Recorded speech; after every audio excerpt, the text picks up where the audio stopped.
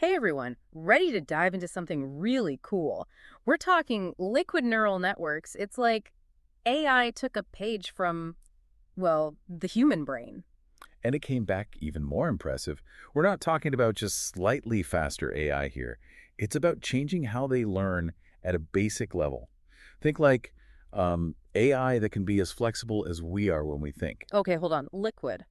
How can something that brings to mind, like, I don't know, water change artificial intelligence? Well, you've got a point. It's not like we're pouring, actual thoughts into a computer, Hmm? but think about how our brains work. Always changing. Exactly. Constantly making new connections. So that's the core idea. Liquid neural networks, they're fluid, they adapt. And to Mhm. do that, they use these things called differential equations. Differential equations. We might need to rewind a bit. That sounds a little intense. It's simpler than it sounds, I promise. Basically, differential equations let these networks um, continuously change based on the information they're getting. Like, imagine a GPS, right? Instead of a paper map, it reroutes you when there's traffic. Okay, I see what you mean about liquid now, but how does that actually work in the real world? What's an example? Self-driving cars are a great example. Think about how much a human driver has to process traffic, other cars, that squirrel that suddenly runs out. Mm. Liquid neural networks, they're used to make these cars way faster at reacting, more adaptable than the older AI. So instead of, what, programming them for every possibility, these cars are learning as they go. You got it. And it goes way beyond just cars. This tech can handle some really complex information, which makes it really useful in, well, think about healthcare. Imagine figuring out heart problems or even brain disorders just from subtle clues in someone's vitals. You're going from self-driving cars to, like, revolutionizing how we treat diseases. This is huge. What else can it do? Give me the whole list. We're also seeing it in fighting credit card fraud. Think of it like those detectives who can go through tons of clues and find that one tiny detail. That's what these networks are good at, catching fake transactions immediately. That's amazing. Are there other examples, like, right now of how this is being used? Because this tech just seems limitless. There was actually a really interesting example at a recent MIT conference. Researchers, they use liquid networks to train drones, to navigate really difficult environments like forests, disaster zones, you name it. Drones. Now that's what I call a deep dive. So what happened? Did it work? These drones, because they had liquid neural networks, they were able to handle these tough environments and with very little information to go off of. And get this, they were even better than the drones using the older AI, especially when you think about real-world testing. That's really impressive. Okay, I'm starting to see why this is such a big deal. But I gotta ask, as someone who, isn't a computer scientist, how does it even work? That's a great question, and to really get it, we need to get into complexity theory. Now, before you worry, I promise it's interesting. Too late. I think my brain went offline back at differential equations. No worries. Complexity theory, it just helps us understand how systems, whether it's our brains, a forest, even the stock market, how they handle information and adapt to changes. Think of it like this, recognizing that the world is full of interconnected things that all affect each other in complex ways. Oh, okay, that makes sense.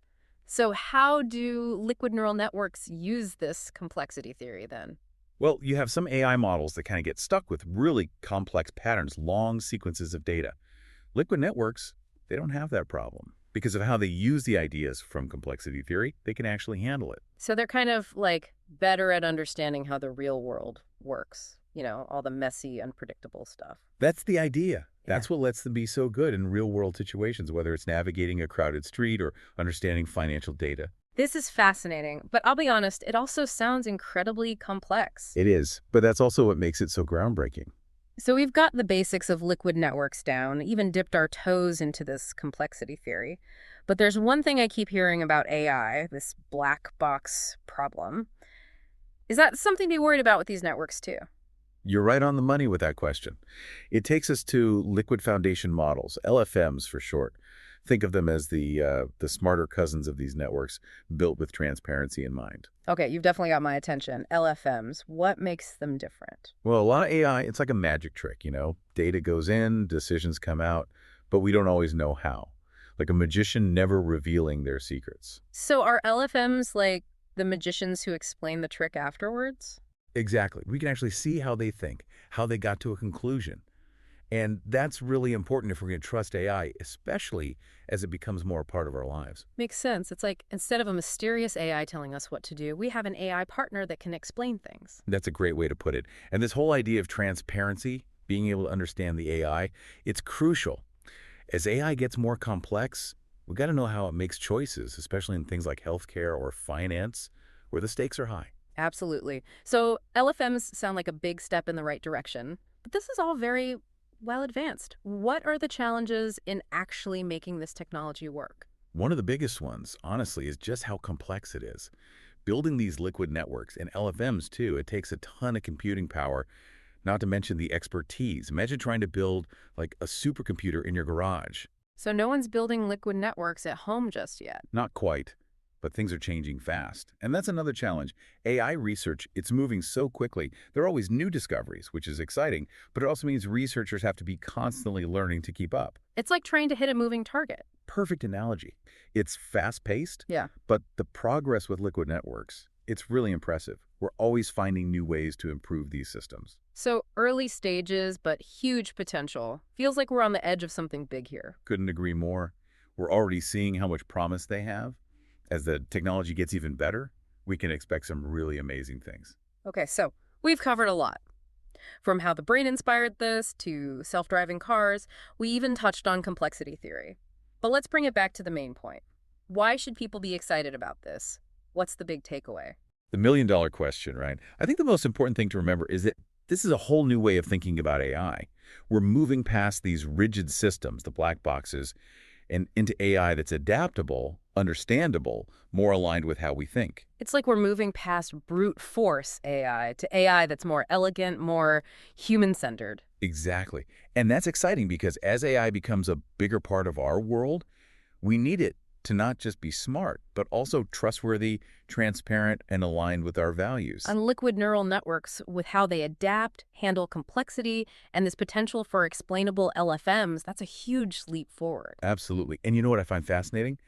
How this all goes back to the human brain. What do you mean? AI research, it's always been inspired by the brain, but liquid networks take it to a new level. We're basically building AI that's more fluid, more capable of learning in a way that's similar to our own minds by mimicking how our neurons work. So we're using the most complex thing we know, the human brain, to create AI that's more human-like. Exactly.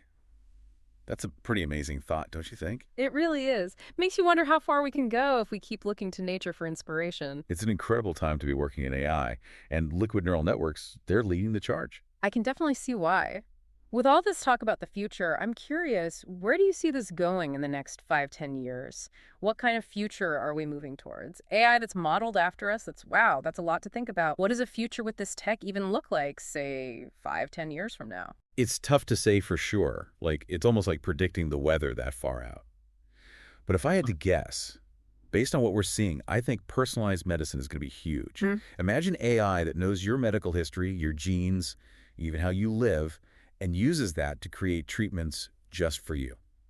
So no more like one-size-fits-all medicine. Exactly. Liquid networks, they're so good at spotting those subtle patterns, adapting to new info, they could change how we diagnose and treat, make healthcare way more precise. That's incredible. But what about other areas? Where else could this be big? Scientific discovery is another one.